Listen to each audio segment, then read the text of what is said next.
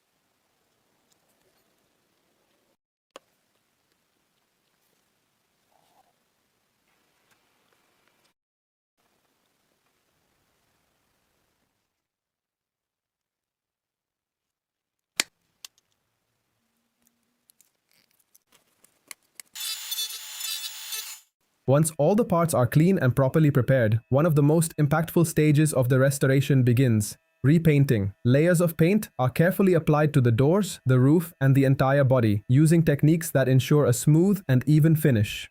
This step is not only about enhancing appearance, but also about adding a protective layer that shields the surface from future wear. With each coat, the car starts to regain its visual identity, transforming from a dull surface into a vibrant finish that reflects the precision and quality of the work. It is the moment when the piece shifts from being merely repaired to looking truly reborn.